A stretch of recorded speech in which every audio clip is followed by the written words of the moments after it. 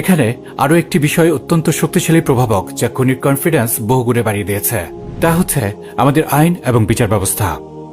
এই খুনি 2024 সালের 8 নভেম্বর ডাকাতির সময় অস্ত্রসহ গ্রেফতার হলে তার বিরুদ্ধে অস্ত্র আইনে মামলা হয়। খুনির জামিনের জন্য অ্যাডভোকেট কায়সার কামাল এবং অ্যাডভোকেট মাহফুজুর রহমান আবেদন করলে চলতি বছরের 16 ফেব্রুয়ারি হাইকোর্টের বিচারপতি মোহাম্মদ আলী এবং বিচারপতি SK তাহসিন আলী 6 মাসের জামিনের আদেশ দেয়।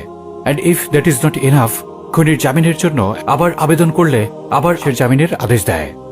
এই জায়গায় এসে আমাদের আসলে কিছুটা সময় নেওয়া দরকার এবং উপলব্ধি করা প্রয়োজন আমাদের বিচার ব্যবস্থা এবং আইন ব্যবস্থার বাস্তবতা নিয়ে। বিষয়টির প্রাসঙ্গিকতা বোঝার জন্য আমরা একটি ঘটনা সামনে রাখছি।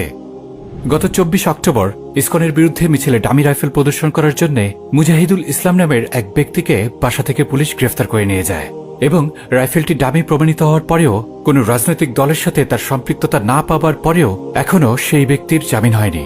অথচ চিহ্নিত আওয়ামী সন্ত্রাসী ডাকাতি মামলায় গ্রেফতার, অস্ত্রসহ গ্রেফতার এবং সুনির্দিষ্টভাবে খুনি আওয়ামী লীগের বিভিন্ন ঝটিকা মিছিলের নেতৃত্ব দেওয়া এই সন্ত্রাসী কিভাবে একবার নয় বরং 2 বার জামিন পায়।